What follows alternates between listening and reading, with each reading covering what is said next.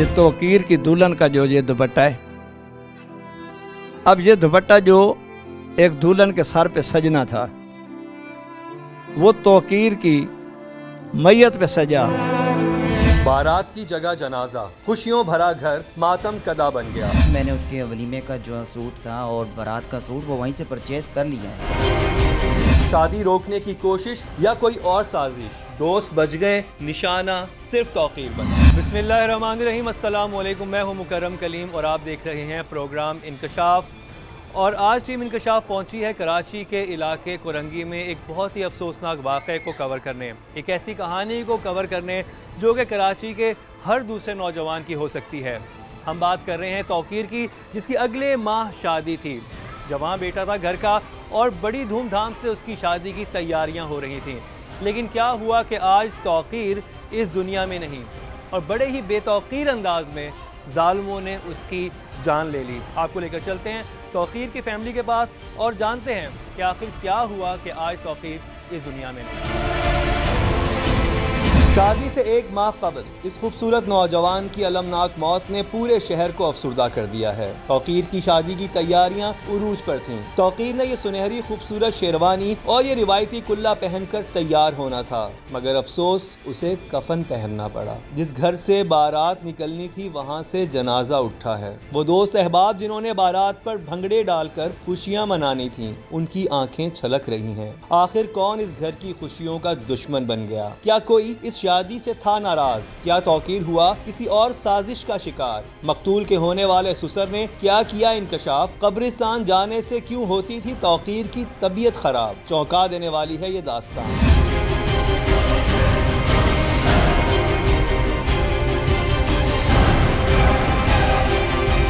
इस वक्त मेरे साथ तौकीर की फैमिली मौजूद है। उनके वालिद सही साहब हैं, उनकी वालदा मौजूद हैं, उनके भाई हैं और उनके चचा और होने वाले ससुर वो भी यहाँ पर मौजूद हैं।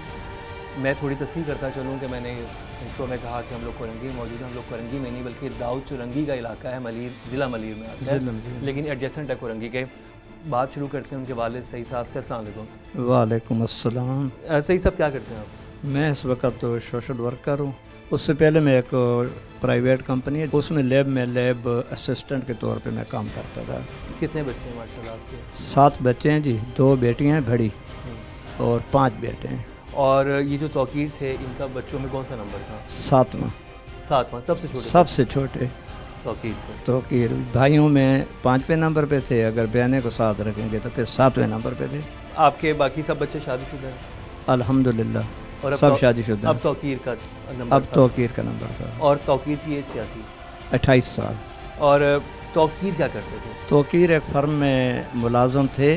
तौकीर जो हैं वो उन्होंने मास्टर्स किया हुआ था आईआर में, उसके अलावा एक प्राइवेट फर्म में जॉब कर रहे थे और अगले ही महीने उनकी शादी की तैयारियां थी। जैसे कि वालिद साहब ने बताया कि बाकी सब बच्चों के फ़र्ज से वो सबकदोश हो चुके थे। सबसे छोटे बेटे तौकीर थे और बड़े चाव से उनकी शादी की तैयारियां हो रही थीं। घर में पड़ा ये सामान और फिर दूल्हे की शेरवानी और कुल्ला देखकर बखूबी अंदाजा लगाया जा सकता है कि शादी की तैयारियां किस हद तक मुकम्मल हो चुकी थीं। इन तस्वीर में तौकीर वलीमे के दिन के लिए पेंट कोट का इंतखाब कर रहा है। खुशी उसके चेहरे से छलक रही है, लेकिन अफसोस मंजर यकदम बदल गया।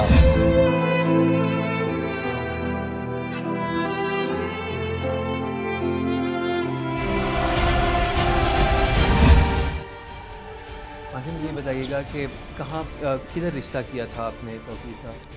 अपने चाचा के घर। और क्या कितने अरसे से बात पक्की हुई भी थी? 3-4 महीने हो गए। ये 4 माह पहले होने वाली तौकीर की मंगनी की तस्वीर हैं। बेचारे वुरसा के पास बस अब यही तस्वीर ही बची हैं। तौकीर खुश था इस शादी को लेकर? उसकी रजामंदी से थी? खुश थे, सारी तैयारियां कर रहे थे। अब चीज़ें बनाई, सब कुछ हमने तैयारियां की। हमारा हक हो जाए, हमारा हक हो जाए। मेरे बेटे के बगैर मैं तो इंसाफ करें, हमें इंसाफ चाहिए। क्या नाम है आपका? जी मेरा नाम मोहम्मद कदीर है आप लाहौर होते हैं? जी मैं लाहौर होता हूँ। ठीक। और हमें ये न्यूज़ मिली अचानक ही, तो बड़े शौक में हो गए कि ये हमारे साथ क्या हो गया है। लेकिन जब यहाँ पे आए तो यूँ समझे कि हमारी दुनिया ही उजड़ चुकी थी। इस खानदान की दुनिया किसने उजाड़ी? क्या तौकीर के दोस्तों ने चली कोई चाल? तौकीर का कैसा ताल्लुक था मोहल्लेदारों के साथ? पहले तो मुझे ये बताएं कि जो तौकीर थे, इनके दोस्त अहबाब कैसे थे? क्या किन लोगों से रुकते बैठते थे वो? देखिए, तौकीर की जो दोस्ती की बात है, तौकीर की तो दोस्ती बहुत ही अच्छे लोगों में थे, क्योंकि तौकीर ख़ुद हाफिज़ कुरान था और इसकी जो एक लिमिटेड फ्रेंडशिप थी, किसी के साथ इतना एक्स्ट्रा उठना बैठना नहीं था। वो मॉर्निंग में जाता था और शाम में वापस आता था, इतना उसकी एक्टिविटी बाहर नहीं थी। बाकी ये है कि ये क्या हुआ है, हम खुद हमारी जो है समझ से बाहर है, ये हमारे साथ क्या हुआ है। हमने बहुत सारे केसेस किए हैं कि इनिशली यही था कि शायद स्नैचिंग हुई है, बाद में पता चलता है कि कोई और मामला निकलता है और कभी वर्क प्लेस से लोगों का ताल्लुक होता है उस चीज़ से, कभी दोस्त अहबाब में से ऐसे कुछ लोग होते हैं जिनकी आपस में कोई रंजिश चल रही होती है, किसी ने वैसे भी कीना रखा हुआ होता है जो अपनी भड़ास निकाल लेता है ऐसे मौक़ों पर, कुछ लोग हसद की वजह से करते हैं। तो मैं जानना चाह रहा हूँ उसके दोस्त अहबाब में ऐसा कोई आपको आपके अंदर नहीं था कि जिसकी वजह से? देखें, हम किसी के बारे में अब ये तो नहीं कह सकते ना कि वो पर्सनली क्या है क्या नहीं है, क्योंकि हम लोग तो यहाँ रहते नहीं है, एक चीज़। और दूसरा ये है कि वो उसका उठना बैठना अच्छा था, जो एक ही उसके दोस्त थे बहुत अच्छे हैं, और ऐसा नहीं कह सकते कि उसके साथ ये इशू बना है। बहुत सारी बातें नॉर्मल ऐसे होती हैं कि फैमिलीज़ में नहीं पता होता लेकिन दोस्तों को पता होता है। बहुत सारी चीज़ें ऐसी होती हैं कि एक इंसान डिस्कस दोस्तों से कर लेता है लेकिन घर वालों से नहीं करता, और ये बड़ी आम एक बात नहीं, है। तौकीर जो है बज़ात खुद मेरा छोटा भाई होने के साथ मेरा एक बहुत अच्छा दोस्त भी था। जो भी उसके साथ बात होती थी मुझसे वो शेयर करता था। इवन कि जब ये इशू बना है तो लास्ट डे ही मेरे साथ उसकी बात हुई थी। वो मेहंदी की तैयारियों में था कि मेहंदी की जो आपने ड्रेसिंग करनी है वो लाहौर से ना करें बल्कि हम यहीं से करेंगे, कराची से ही। बल्कि अभी लास्ट मंथ जब वो हमारे पास लाहौर आया था तो मैंने उसके वलीमे का जो सूट था और बारात का सूट वो वहीं से परचेज़ कर लिया है। हर चीज़ हमने परचेज़ कर ली थी और अब तो जो डेट थी वो भी हमारी डिसाइड हो चुकी थी कि दिसंबर के एंड में हमने फाइनलाइज़ करना है। मेहंदी, बारात, वलीमा, तौकीर का ख़ानदान उसकी शादी की तकरीबात को यादगार बनाने की भरपूर तैयारी में लगा हुआ था। लेकिन आने वाला वक्त किसने देखा है? फूल दूल्हे की गाड़ी पर सजने थे मगर आज फूलों की पत्तियां उसके जनाजे पर निछावर की गईं। सडनली जो है वो इस तरह की कॉल आई है मुझे भाईजान की तरफ से। तो हमारे यहाँ पर कौन कौन होते हैं? जी, यहाँ पे हमारे जो उनके है आपके कौन से भाई होते हैं? बड़े भाई हैं शकील, हाँ। वो होते हैं। इस वक्त बड़े भाई जो हैं तौकीर के वो हमारे साथ हैं, शकील, और शकील जो हैं वो कराची में ही होते हैं। तो शकील, आप मुझे बताइएगा क्या रूटीन होती थी तौकीर की? तौकीर सुबह 10 बजे जो है 9:30 10 बजे ड्यूटी पे जाता था। ड्यूटी से जाके फिर इनका ऑफिस जो है वहाँ से फिर ये फील्ड वर्क में जाते थे। कंपनी है मिल्क की, वहाँ जाते थे, यानी फील्ड वर्क के लिए इनके साथ। नेचर ऑफ जॉब क्या थी? नेचर ऑफ जॉब ये थी कि ये असिस्टेंट मैनेजर का काम कर रहे थे। इनका काम है बेसिकली मैन पावर कंपनियों को देते हैं यहाँ पे, उस हवाले से जॉब करता था। तो जितना भी इनका मैनेज करना होता तो कोऑर्डिनेटर का काम करते थे। तो शकील, मुझे ये बताएं कि उन्होंने कोई, ये तो ख़ानदान के हवाले से मैंने जान लिया कि ख़ानदान में कोई ऐसे कुछ अपकलेश की रंजिश को मसला नहीं था, तो काम के हवाले से उन्होंने कभी डिस्कस किया? क्योंकि अक्सर जब घर में आते हैं तो भाइयों और से लोग डिस्कस करते हैं कि भाई मैं आज काम पे गया, वहाँ पे मुझे ये मसला था, क्योंकि वर्क प्लेस भी है, उधर भी ऐसे लोग होते हैं जो आपसे कोई रंजिश रख सकते हैं। नहीं, ऐसा तो कोई जिक्र नहीं है। काम के हवाले से जिक्र ज़रूर होता था। बॉस इन्हें बहुत लाइक करते थे और बॉस जो इनके दो सीनियर लड़के थे उनसे ज़्यादा इन पे एतमाद और भरोसा करते थे। अच्छा। जी, उसकी वजह से ये अक्सर जितने भी पेमेंट का शेड्यूल होता था वो इनको बताते थे, इनकी निगरानी में काम करवा लेते थे। लेकिन इनके सीनियर जो थे वो इशफाक साहब और जुनैद साहब थे। अभी जो लास्ट टाइम उनसे बात हुई थी तो बॉस इनके कनाडा में गए हुए थे, तो वो डायरेक्टली शाम में जब वापस आता था तो उनको पूरी रिपोर्ट वगैरह करता था। तो क्या किसी ऑफिस कुलीग ने तौकीर के खिलाफ कोई जाल बिछाया या फिर मोहल्ले के किसी फर्द ने ये जुल्म ढाया? क्या किसी ने शादी रोकने के लिए तौकीर को जान से मार दिया या फिर लालच में अंधे किसी जल्लाद ने इस खानदान को जीते जी मार दिया? उन्होंने डायरेक्ट फायर किया है तौकीर के ऊपर। मकतूल के होने वाले सुसर ने क्या किया इंकशाफ, ये सब दिखाएंगे आपको, लेकिन एक शॉर्ट ब्रेक के बाद।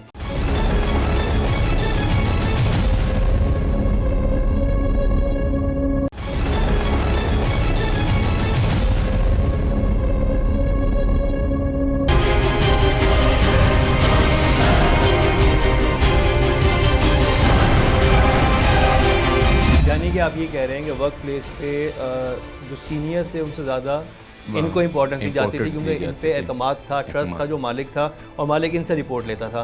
तो इसमें कहीं ये तो नहीं था जो उसके साथ जो सीनियर थे उनको मसला होता हो? ये मैं कुछ कह नहीं सकता। कभी तस्करा तो किया तौकीर ने? नहीं, ऐसा तस्करा नहीं किया। इस पे तो पुलिस को चाहिए कि वो इन्वेस्टिगेशन करे, तो वो बेहतर बता सकते हैं। तो या कभी इनका कभी बॉस उन्होंने वहाँ के हालात डिस्कस किए कि ऑफिस में ये है? ज़ाहिर बात है, अगर एक जूनियर को सीनियर पे सबकत दी जाएगी या उसको ज़्यादा इंपॉर्टेंस दी जाएगी तो सीनियर का दिल खट्टा होगा और उसको अच्छा नहीं लगेगा किसी भी सूरत, किसी भी आप किसी भी काम में चले जाएं। ऐसा हो भी सही तो उसने जिक्र नहीं किया मुझे। क्या तौकीर ने घर वालों से छुपाया था कोई राज? आखिर कौन था उसकी जान के दर पे? शादी से सिर्फ 1 माह पहले तौकीर को मारकर क्या इस फैमिली को दिया गया कोई खास पैगाम? रशीद साहब, मुझे ये बताएं कि अभी 4-5 महीने पहले बात डन हुई, तो आपका भतीजा था वो, तो क्या आपको पसंद था उनमें कि ये मैं रिश्ता जो है इस जगह पे करूँ? क्या क्वालिटीज़ आपको लगती थी तौकीर? सबसे पहले तो ये है कि ज़ाहिर है वो मेरी औलाद थी, भतीजा है तो बेटा हुआ, और वैसे भी बहुत क्यूट बच्चा था हर लिहाज से, और हाफ़िज़ कुरान था, और मेरी जो बेटी हैं वो भी हाफ़िज़ कुरान है माशाल्लाह। वो भी ग्रेजुएट था और बच्ची भी जो है वो भी ग्रेजुएशन कर रही है।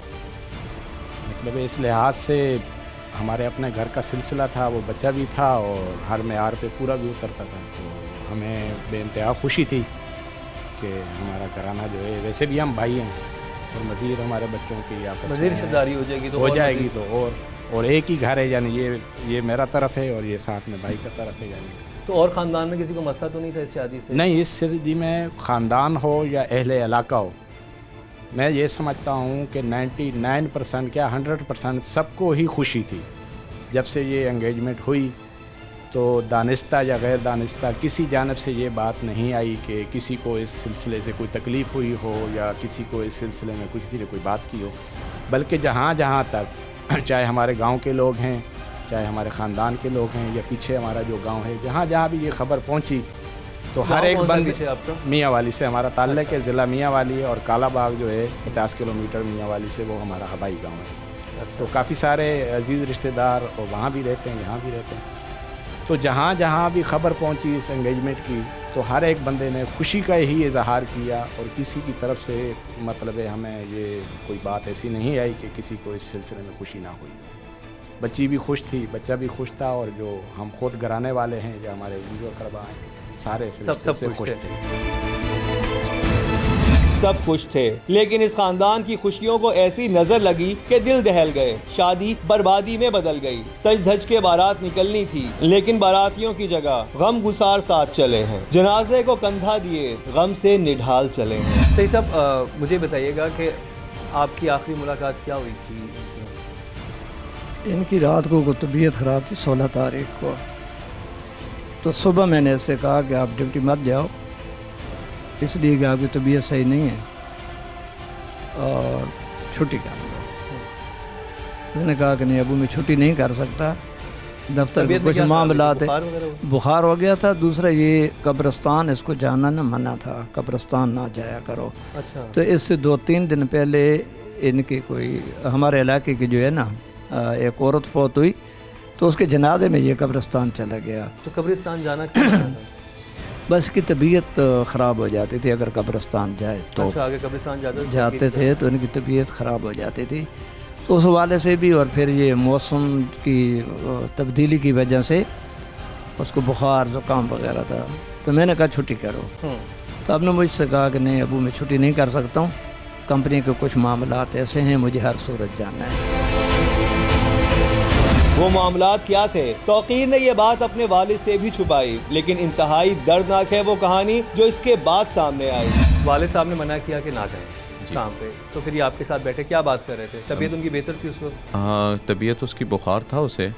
हमारी बात जो हो रही थी, हमने नीचे वाशरूम वगैरह सेट करना था, तो उसके लिए मुझे कहा था कि रेती और ब्लॉक वगैरह मंगाने, तो आप जो है ना वो मंगा लेना। तो मैं इंशाल्लाह शाम में आके फिर आपसे वो कर लूँगा, जो जो पैसे होंगे मुझे बताना, मैं दे दूँगा सीमेंट वगैरह जाहिर का। बात है शादी होने वाली जी है, वो कमरा, बाथरूम वॉशरूम वगैरह सब बना सेट जी, होगा। वो मेहमानों ने आना था तो उसकी वजह से वो वॉशरूम छोटा है तो उसको हमने बड़ा करना था, और कुछ इसके कमरे की फॉर सीलिंग वगैरह का काम था, तो उस हवाले से हम लोग बैठे हुए थे। तो उस टाइम बात हो रही थी तो इशफाक साहब के 2-3 बार फ़ोन आए उस दौरान। फिर तौकीर ने उसे फ़ोन किया कि भाई मैं आ रहा हूँ, तो अशफाक वही कुलीग हैं। वही कुली के जो साथ गया था। फिर उसके बाद इशफाक को इसने कॉल की है कि भाई मैं आ रहा हूँ। फिर 10:54 थे जब यहाँ से घर से गया। तौकीर घर से गया तो कैसे हमेशा के लिए सबको छोड़ गया? कौन था इस नौजवान के ताक़ुब में? क्यों दोस्त और ऑफिस कुलीग तौकीर को ना बचा सके? क्या चचा की बेटी से शादी किसी और को कर गई गजबनाक, या फिर किसी ने लालच में इस खानदान को किया बर्बाद? उन्होंने डायरेक्ट फायर किया है तौकीर के ऊपर। अब ये सब दिखाएंगे आपको, लेकिन एक शॉर्ट ब्रेक के बाद।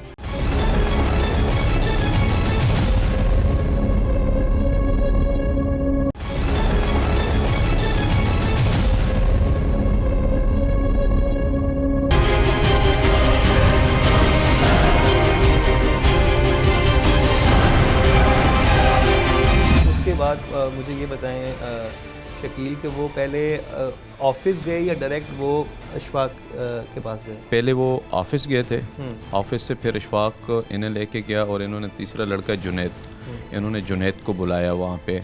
लास्ट तौकीर की जो कॉल की थी उसने जुनैद को ही की थी। जुनैद ने 2-3 कॉलें उसकी रिसीव नहीं की। फिर उस लास्ट टाइम उसने मैसेज भी किए जो उसके मोबाइल में मैंने देखे थे, तो यार आ जाओ आ जाओ। जुनैद का कहना था कि मैं इस दौरान बाइक चला रहा था तो इस वजह से कॉल पिक नहीं कर सका। ये कैश लेने के बाद बैंक में 10 से 15 मिनट वेट करते रहे हैं इशफाक का, उसका अच्छा, यानी जुनैद कि का। आप ये बता रहे हैं कि जो तौकीर थे वो ऑफिस गए हैं पहले, जी फिर ऑफिस से वो बैंक गए हैं जी। और बैंक से उन्होंने कितना कैश लिया? बैंक से बकौल इनके 16,15,312 रुपये का चेक था इनका। अच्छा, वो चेक दे के कैश करवाया है? इन्होंने कैश करवाया, लेकिन जब ये काउंटर पे पहुंचे हैं तो इसको एक कोई कॉल आई है। वो कॉल सुनने के लिए ये बाहर आए हैं बैंक से, तो इशफाक साहब ने साइन करके चेक जमा कराया और कैश लिया। कैश लेने के बाद इशफाक और तौकीर वहीं बैंक में वेट कर रहे थे जुनैद का। जुनैद 10 से 15-20 मिनट बाद आया।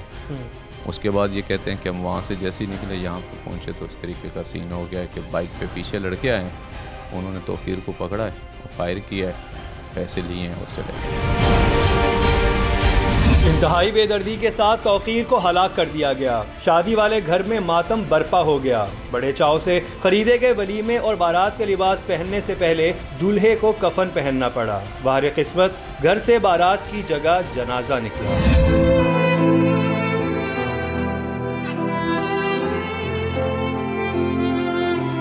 इस दर्दनाक वाक़े को इब्तदाई तौर पर पुलिस ने स्नैचिंग की वारदात कहा, लेकिन जो बाद में हक़ाइक़ सामने आए वो चौंका देने वाले थे। कितनी बुलेट्स लगी थी? एक ही लगी थी। एक लगी थी। तो किस जगह लगी उन्हें? सीने में। सीने पे। तो मुझे सिर्फ एक बात बताएं कि ज़ाहिर बात है जब ये सारा इंसिडेंट हुआ, अशफाक भी आया, वहाँ कोई जुनैद नहीं मिला, एनी शाहिदीन थे, इनमें चीज़ें देखी, उन्होंने आपको क्या बताया कि नॉर्मली जब कोई स्नैचर होता है वो किसी की जान नहीं लेता है, जो हमने देखा है मामलात में, वो डराने के लिए कोई चीज़ करते हैं या टांग पे गोली मार देते हैं, कोई ऐसे डायरेक्ट सीने पे फायर नहीं करता। तो उन्होंने क्या नक्शा खींचा था, उस पर क्या हुआ था? इशफाक ने ये बताया कि जैसे ही हम पहुँचे हैं ना तो तौकीर ने अभी एक पाँव उठाया ही था कि पीछे से एक बंदे ने हाथ रखा उसके गर्दन पे और फायर किया। पहले फायर किया और फिर तौकीर गिरा है। और उससे तो कुछ नहीं मांगा उसने? नहीं, कुछ भी नहीं मांगा और कोई रेजिस्टेंस जो है ना इन्होंने नहीं की। क्या मतलब नॉर्मली तो ये होता है कि हमने जैसे जो वाक़यात हमने कवर किए हैं या जो देखने में आए हैं उसमें ये होता है कि जब आप कोई स्नैचर आता है और आप उसके सामने मुज़ाहमत करते हैं या रेजिस्ट करते हैं, उस वक्त गोली चलाने का सीन होता है, लेकिन आपको ये बताया गया कि बस वो आया, उस आते ही गोली मारी है डायरेक्टली जी, उसको टारगेट किलिंग किया। मैं आपको एक चीज़ यहाँ पे ये बताना चाहता हूँ कि मैं एक प्राइवेट फर्म में काम कर रहा हूँ एज अ ब्रांड मैनेजर, ठीक है। तो हमारे पास जो है वो डेली बेस पे जो है वो कैश होता है, डेली बेस पे हमारे पास कैश की सेल होती है, बट हमें हमारी कंपनी की तरफ से जो है वो सिक्योरिटी वैन जो है वो डेली बेस के ऊपर आती है।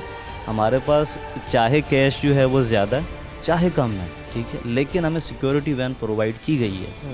क्वेश्चन यहाँ पे ये पैदा होता है कि अगर इतना बड़ा कैश था, ठीक है, कंपनी की तरफ से या तौकीर यहाँ पे नहीं रहा, ठीक है, अब ये बाकी अशफाक साहब मौजूद हैं, जुनैद साहब मौजूद हैं, ठीक है, तो उस दिन सिक्योरिटी वैन का अरेंज क्यों नहीं किया गया, ये एक सवाल पैदा होता है।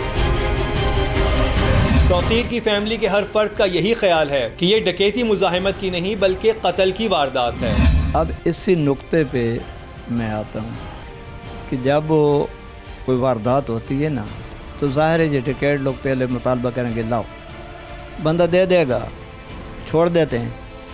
जब नहीं देगा तो वो फिर, मैंने सुना भी है, अखबारों में भी आया भी है, और मेरी एक उम्र इस वक्त 67 साल की है, इसमें तजर्बे की बात भी है, लोगों से बैठते उठते फिर वो या हवाई फेर कर देते हैं या नीचे फेर मार देते हैं। ये मैं भी यही कह रहा था, ठीक है ना, ये बिल्कुल एग्जैक्टली। अब मैंने ये आज तक नहीं देखा कि वो आएँ और आते ही पहले गोली मारें और उसके बाद बैग वसूल करें, और फिर उन्होंने कोई ये भी नहीं किया कि जो दो साथी थे इनके साथ कोई छेड़छाड़ की हो या कोई बात बोली हो। अब सवाल ये पैदा होता है, क्या ये दहशतगर्दी है, डकैती है या कत्ल है? मेरा बेटा इस वक्त दुनिया से चला गया, उसने तो वापस आना नहीं है। एक माँ आहो पुकार कर रही है, एक वो बच्ची जिसके ये ख्वाब थे, दुपट्टा दिखा, देखिए मेरी भतीजी थी, हाफिज़ कुरान है और पढ़ी लिखी है, तो हम इस रिश्ते से बहुत खुश थे। मैंने जब अपने भाई से रिश्ते की बात की तो बग़ैर किसी शराइत के इन्होंने बोला आपकी बेटी है, लेकिन मुझे 1-2 दिन का टाइम दो, मैं अपनी बच्ची से पूछ लूँ। जब मैं बच्ची से पूछ लूँगा फिर आपको बताऊँगा। तो बच्ची ने इनकार नहीं किया। अब देखें उसकी माँ और उसकी बहनें, ये देखें, ये तौकीर की दुल्हन का जो ये दुपट्टा है। अब ये दुपट्टा जो एक दुल्हन के सर पे सजना था, वो तौकीर की मैयत पे सजा, तो इस घर का क्या हाशर होगा, इस घर का क्या हाल होगा, उसकी बहनों का क्या हाल होगा, उसकी माँ का क्या हाल होगा, उस बच्ची का क्या हाल होगा। इस घर के मकीनों का क्या हाल होगा जहां शादी की खुशियां मातम में बदल गईं। शादी से 1 माह पहले तौकीर की दर्दनाक हलाकत पर इलाके का हर शख्स सोगवार नजर आया। लोगों को इस नौजवान के बहीमाना कत्ल का किस कदर दुख था, इसका अंदाजा जनाजे में आए अफराद की तादाद से लगाया जा सकता है। यूं लग रहा था जैसे पूरा शहर उमड़ आया है। सवाल ये था कि अगर ये डकैती मुज़ाहिमत की नहीं बल्कि टारगेट किलिंग की वारदात है, तो फिर किसने बर्पा की है ये क़यामत? शादी से 1 माह पहले कैसे तौकीर को इंतहाई बेदर्दी से किया गया हलाक? उन्होंने डायरेक्ट फायर किया है तौकीर के ऊपर। टीम इंकशाफ जाए वक़ूआ पर पहुंची तो कौन से राज हुए फाश? पुलिस मुल्जिमान की गिरफ्तारी के लिए क्यों है हिचकिचाहट का शिकार, ये सब दिखाएंगे आपको, लेकिन एक शॉर्ट ब्रेक के बाद।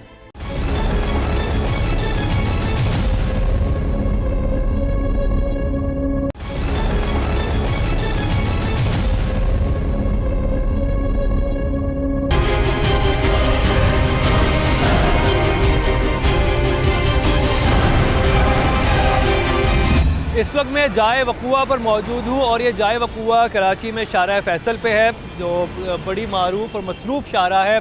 और अगर आप इस तरफ देखेंगे तो इस तरफ काला बोर्ड का इलाका है, मलिर हाट का इलाका है, वहीं पर वो बैंक था जहाँ से वो पैसे लेकर इस तरफ आ रहे थे। और वो 2 बाइक्स पे थे, जिसमें अशफाक था, अशफाक बाइक चला रहा था और अशफाक के पीछे तौकीर बैठा हुआ था और दूसरी बाइक पर जुनैद था। और मैं एक दफ़ा फिर आपको बता दूं, हमने पहले भी तज़किरा किया था कि जो बैंक था उसमें सबसे पहले अशफाक और तौकीर गए हैं और वहाँ पर अशफाक ने पैसे निकलवाए, उसके पास बैग था और उसी असना में तौकीर फ़ोन कॉल सुनने बैंक से बाहर आया है। और फिर वो वहाँ पर बैठ के तकरीबन 15 से 20 मिनट तक उन्होंने इंतज़ार किया है जुनैद का, जो कि उनका कुली की था।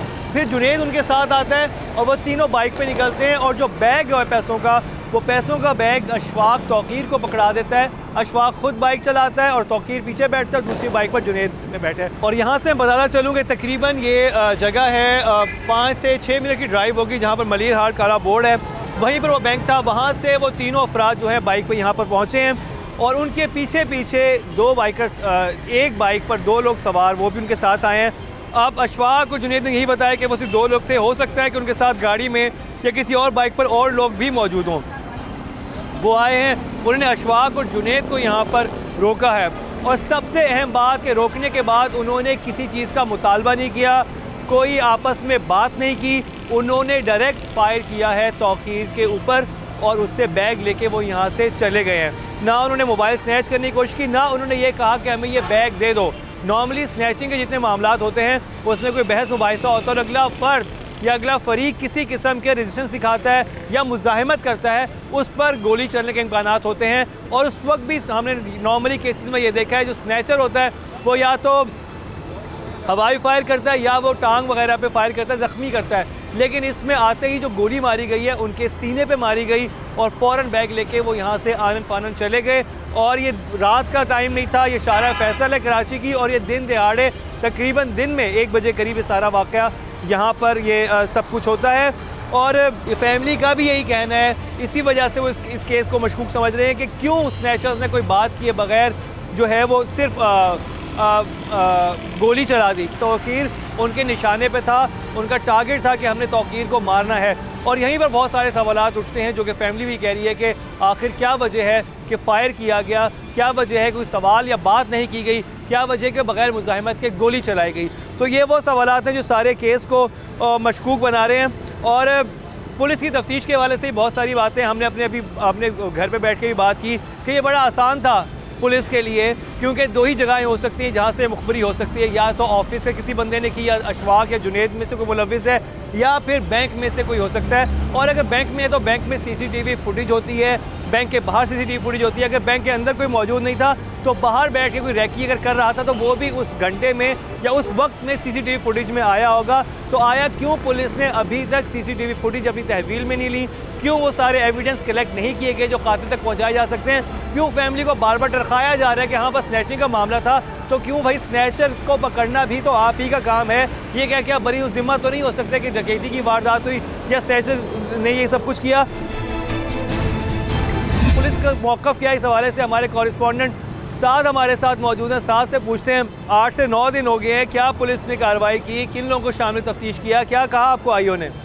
जी बिल्कुल, जब इस केस के आईओ से हमारी बात हुई असदुल्ला मंगी से, तो इनिशियली पुलिस की जानिब से इस केस को जो है वो डकैती का रंग दिया जा रहा था। और जिस तरह से वाक़या पेश आया 17 तारीख को, तो वो जैसा आपने भी बताया कि आते साथ ही जो मुल्ज़िमान आए थे उन्होंने गोली मारी और वो मौके पे ही जो है वो उसका इंतकाल हो गया। तो पुलिस इनिशियली जो है इसको वो डकैती का रंग दे रही थी, लेकिन जब फैमिली की तरफ से प्रेशर दिया गया, फैमिली ने इस चीज़ को मज़ीद हाईलाइट किया और ये थोड़ी सी चीज़ निकल के सामने आई। तो इस वक्त ये मुअम्मा बना हुआ है इस केस का कि जब भी डकैती की वारदात होती है तो मज़ाहमत होती है, छीना झपटी होती है, ज़ख्मी किया जाता है मुल्ज़िमान की जानिब से। लेकिन इस केस में हुआ कुछ इस तरह से कि डायरेक्ट आते ही कत्ल किया गया है।